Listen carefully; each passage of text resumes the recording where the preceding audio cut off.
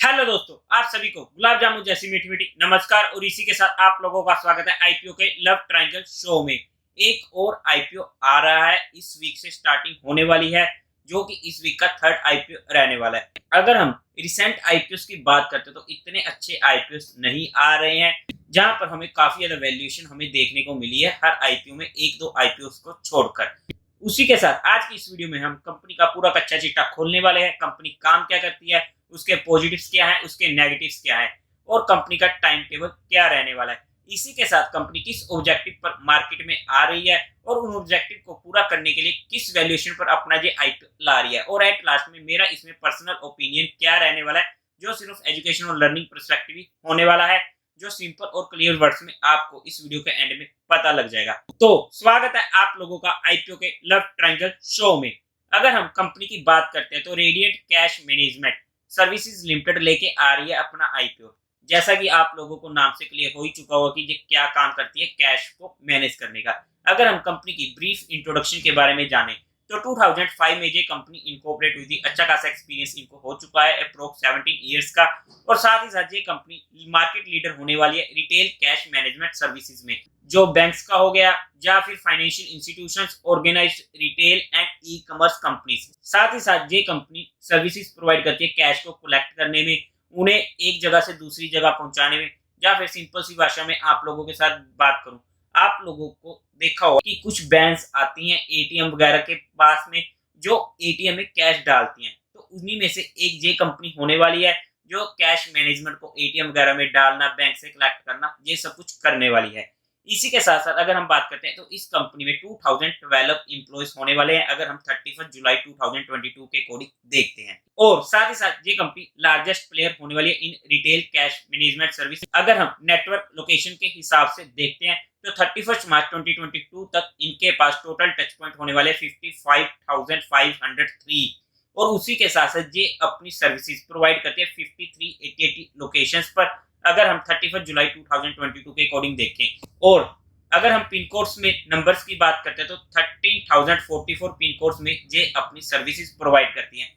और अगर हम कंपनी के मेन कस्टमर्स की बात करते हैं तो काफी बड़े बड़े नाम हमारे पास सामने आते हैं। Axis Bank, Citi Bank, HDFC Bank, ICICI Bank, Kotak Mahindra Bank, Standard Chartered Bank, State Bank of India और Hong Kong and Shanghai Banking Corporation Limited, और इसी के साथ साथ रिटेलर्स का सबसे पसंदीदा बैंक यस बैंक। अगर हम कंपनी के मेन ऑब्जेक्टिव्स की बात करते हैं कि कंपनी के काम क्या है, तो सबसे पहला ये अपना बिजनेस प्रोवाइड करती है बैंक्स को, इंडिविजुअल्स को, कमर्शियल को, गवर्नमेंट एस्टेब्लिशमेंट को कैश चेक डीडी पिकअप करना, डिलीवरी सर्विस देना, कैश प्रोसेसिंग करना, notes coins of various denomination करना, overnight valuating services for bulk cash, और साथ ही साथ ATM cards, cassettes and important documents, ATM services, handling of PIN, mailer, draft, chequebook delivery, providing strong room installed as per RBI guidelines.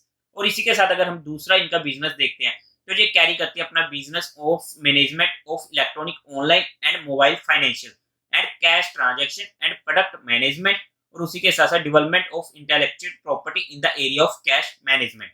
Third objective की बात करते हैं तो कोई भी बिजनेस जहां पर इनके पास रिगार्डिंग कैश मैनेजमेंट का कोई काम होता है अंडर बिजनेस प्रोसेस आउटसोर्सिंग, तो उसे भी ये हैंडल करती है। इसी के साथ अब अगर हम कंपनी के फाइनेंशियल्स की बात करें तो 31 मार्च 2019 में 141 करोड़ के असेट्स हमें देखने को मिले थे। 31 मार्च 2020 में 157 करोड़, 31 मार्च 2021 में 162 करोड़ के, और 31 मार्च 2022 में 190 करोड़ के। अगर हम 30 जून 2022 में देखते हैं तो 203 के टोटल असेट्स हमें देखने को मिले। एक अच्छी ग्रोइंग रेट हमें जहां पर देखने को मिल रही है। टोटल रेवेन्यू में बात करें तो 31 मार्च 2019 में 223 करोड़, 31 मार्च 2020 में 251 करोड़, 31 मार्च 2021 में 224 करोड़, और 31 मार्च 2022 में 286 करोड़। लेटेस्ट में 30 जून 2022 तक 84 करोड़ के हमें टोटल रेवेन्यू देखने को मिले, जहां पर भी हमें डिसेंट सी ग्रोथ देखने को मिल रही है। और प्रॉफिट आफ्टर टैक्स में 31 मार्च 19 में थे 25 करोड़ के, 2020 में हो चुके थे 36.5 करोड़ के, और 2021 में हो चुके थे 32 करोड़ के, 31 मार्च 2022 में हो चुके थे 38 करोड़ के, और लेटेस्ट में देखते हैं 30 जून 2022 में तो थे 15 करोड़। एक जहां पर फिर से हमें डिसेंट सी ग्रोथ देखने को मिल रही है। नेटवर्थ की बात करते हैं तो 31 मार्च 19 में थी 105 करोड़, जो बढ़ के हो चुकी है 31 मार्च 2022 में 140 करोड़ की, और 30 जून 2022 में 155 करोड़ की। टोटल बोरोइंग्स में भी हमें डिसेंट ग्रोथ देखने को मिली है। 31 मार्च 19 में थी 17 करोड़ की, और जो बढ़ के हो चुकी है 31 मार्च 2022 तक 26.75 करोड़ की। अगर हम 30 जून 2022 तक देखते हैं तो 25.5 करोड़ का हमें जहां पर टोटल बोरिंग देखने को मिली है। फाइनेंशियल्स अगर देखते हैं, डिसेंट हमें ग्रोथ देखने को मिल रही है, एक कंसिस्टेंसी। तो अगर हम एज ए फाइनेंशियल्स बात करते हैं तो ठीक ठाक हमें फाइनेंशियल्स देखने को मिल रहे हैं। अब अगर हम कंपनी के टाइम टेबल की बात करते हैं तो ओपनिंग होने वाली है 23 ऑफ दिसंबर को, क्लोजिंग हो जाएगी 27 ऑफ दिसंबर को, अलॉटमेंट हो जाएगी 30 ऑफ दिसंबर को, रिफंड मिलने शुरू हो जाएंगे 2 ऑफ जनवरी से, आपके अकाउंट में क्रेडिट हो जाएंगे share if after 3 of January. Listing date की अगर हम बात करते हैं जो टेंटेटिव होने वाली है 4 ऑफ जनवरी। इसी के साथ अगर हम आईपीओ के लोट साइज की बात करते हैं तो रिटेल कैटेगरी में एक लोट 150 शेयर्स का होने वाला है, जिसकी अमाउंट हमको पड़ने वाली है 14,850 रुपीज की।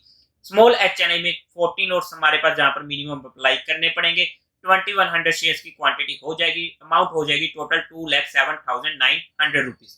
बिग एचएनआई में मिनिमम लोट्स हो जाएंगे 68, क्वांटिटी ऑफ शेयर्स हो जाएगी 10,200, और इसी के साथ साथ टोटल अमाउंट हो जाएगी 10,09,800 रुपीज। अब अगर हम आईपीओ की कुछ और डिटेल्स की बात करते हैं तो फेस वैल्यू रहने वाली 1 रुपीज की, और उसी के साथ साथ प्राइस बैंड होगा 94 से 99 रुपीज का। 150 शेयर्स का एक लोट रहने वाला है।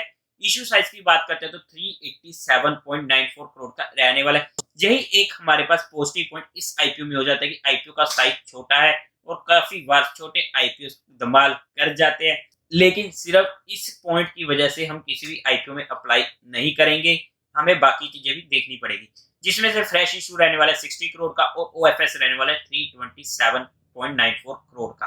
और जहां पर यही नेगेटिव पॉइंट हो जाता है कि ओएफएस का साइज भी छोटा नहीं है जितना ये इशू साइज आ रहा है, और उसके साथ साथ बीएससी एनएससी दोनों पे ये लिस्ट होने वाला है। कोटा की बात करते हैं तो 50% क्वालिफाइड का, एचएनआई का 15% का, और रिटेल कैटेगरी का 35% का। अगर हम कंपनी के प्रमोटर की बात करते हैं तो डेविड देवाश्याम, और उसी के साथ साथ डॉक्टर रेणुका डेविड कंपनी की प्रमोटर होने वाली है। कंपनी के ऑब्जेक्टिव्स की अगर हम बात करते हैं तो सबसे पहले तो इनको फंडिंग वर्किंग कैपिटल रिक्वायरमेंट है, उसके लिए चाहिए, और सेकंड इनको एक कैपिटल एक्सपेंडिचर की रिक्वायरमेंट है जहां पर इनको खरीदनी है आर्म बैंस, जिसके लिए भी फंडिंग चाहिए, और थर्ड रहने वाले जनरल कॉर्पोरेट पर्पस। ये तो थी कंपनी की बेसिक डिटेल्स जो मैंने आप लोगों के साथ डिस्कस कर ली है। अगर अब हम कंपनी की वैल्यूएशंस की बात करते हैं तो वहां पर हमारे पास काफी निराशाजनक बातें होती है कि जो भी आईपीओ आ रहा है हमें अच्छी वैल्यूएशन नहीं दे रहा, काफी ज्यादा डिमांड कर रहे हैं वैल्यूएशन की, जिसकी वजह से कोई भी आईपीओ इंटरेस्टिंग नहीं हो रहा है, और दूसरी साइड मार्केट का मूड माहौल ठीक नहीं चल रहा है, तो उसकी वजह से किसी भी आईपीओ में अप्लाई करने से वैसे ही डर लग रहा है, और ऊपर से वैल्यूएशंस ऐसी आ रही हैं। एनीवे अगर हम 2022 के अकॉर्डिंग इसकी ईपीएस देखते हैं 3.77 की, रिटर्न ऑन नेटवर्थ निकल के आती है 27.34% की, पीई रेशियो आती है 26.26 की, और इसी के साथ अगर हम पिछले 3 सालों का एवरेज निकालने की कोशिश करते हैं तो वहां पर ईपीएस आती है 3.55 की, रिटर्न ऑन नेटवर्थ आती है 27.27% की, और पी रेशियो वहां पर हमारे पास निकल के आती है 27.89 की। अगर हम लेटेस्ट एज ऑफ 30 जून 2022 तक का डाटा देखकर इसका वैल्यूएशन निकालने की कोशिश करते हैं तो ईपीएस आती है 1.51 की, रिटर्न ऑन नेटवर्थ निकल के आती है 9.87% की, और इसी के साथ पी रेशियो निकल के आती है 65.56 की। अब अगर हम पीयर टू पीयर कंपैरिजन में जाए तो सबसे पहले एसआईएस लिमिटेड, जिसकी ईपीएस निकल के आती है 21.87 की, रिटर्न ऑन नेटवर्थ आती है 15.71% की, और पीई रेशियो निकल कर आती है 17.62 की। ये 2022 के कोडिंग का मैंने डाटा आप लोगों के साथ बताया। और इसी के साथ अगर हम दूसरे पीयर कंपैरिजन की बात करते हैं तो सीएमएस इन्फो, जिसका आईपीओ कुछ टाइम पहले आया था, अगर हम ईपीएस की बात करते हैं तो 14.33 की, रिटर्न ऑन नेटवर्थ 17.84% की, पीई रेशियो 21.79 की। अगर हम इन सभी चीजों को कंबाइन करके देखते हैं तो जहां पर कंपनी काफी ज्यादा वैल्यूएशन मांग रही है, और इतनी हैवी वैल्यूएशन पर अगर हमारे पास कोई भी आईपीओ आता है तो वहां पर हमारे पास रिस्क रिवार्ड रेशियो के फेवर में थोड़ा डिसीजन हमें सोच समझ के लेना पड़ता है। लेकिन अगर हम ओवरऑल बात करते हैं कि इसमें मेरा पर्सनल डिसीजन क्या रहने वाला है, तो उससे पहले आप लोगों को आईपीओ अप्लाई करने के लिए चाहिए होता है डीमेट अकाउंट। तो आपको डिस्क्रिप्शन में इंडिया के बेस्ट ब्रोकर्स का डीमेट अकाउंट ओपनिंग लिंक मिल जाएगा, जहां से आप अपना डीमेट अकाउंट खुलवा सकते हो। अगर आप हमारे दिए गए लिंक से अपना डीमैट अकाउंट खुलवाते तो आपको एक प्राइवेट टेलीग्राम चैनल से भी जोड़ा जाएगा, जहां पर मैं एडिशनल इंफॉर्मेशन शेयर करता हूं सिर्फ एजुकेशनल लर्निंग पर्सपेक्टिव। अब अगर मैं इस कंपनी में अपना फाइनल डिसीजन की बात करता हूं जो सिर्फ एजुकेशनल लर्निंग पर्सपेक्टिव होने वाला है, तो देखो मुझे इस कंपनी में सिर्फ एक ही पॉजिटिव पॉइंट देखने को मिल रहा है, जो है इस आईपीओ का साइज। लेकिन बाकी अदर फैक्टर्स की अगर हम बात करते हैं, कंपनी की वैल्यूएशन काफी ज्यादा हाई है, ओएफएस भी अच्छी खासी अमाउंट का आ रहा है, और थर्ड जो मार्केट का मूड माहौल चल रहा है, और फोर्थ आज के टाइम पे इसका ग्रे मार्केट में कोई भी काम नहीं हो रहा है, जीएमपी आज के टाइम पे इसका नील चल रहा है। तो ऐसे में बीइंग एंड डिफेंसिव मैं इस आईपीओ को इजीली अवॉइड करने वाला हूं। और अगर मैं बीइंग एंड अग्रेसिव बात करूं तो एचएनआई कैटेगरी में तो मैं वहां पर भी इस आईपीओ में नहीं जाने वाला हूं, और अगर मैं रिटेल कैटेगरी में बात करता तो वहां पर मैं फाइनल डिसीजन अपना क्वालिफाइड और एचएनआई कैटेगरी का रिस्पांस देखने के बाद ही बनाऊंगा किस तरीके से उनका पैसा इस आईपीओ में आ रहा है। अगर वहां पर मुझे अच्छी डिमांड लगी तब हो सकता है कि वहां पर मैं कुछ नामों से इस आईपीओ को अप्लाई करने की कोशिश करूं। लेकिन आप लोगों का क्या रहने वाला है इसमें फाइनल डिसीजन, मुझे कमेंट करके जरूर बताइएगा। तो देवी और सज्जनों, उम्मीद है आप लोगों को ये वीडियो अच्छी लगी होगी, तो इस वीडियो को लाइक करें, शेयर करें और चैनल को सब्सक्राइब करें। Thank you very much.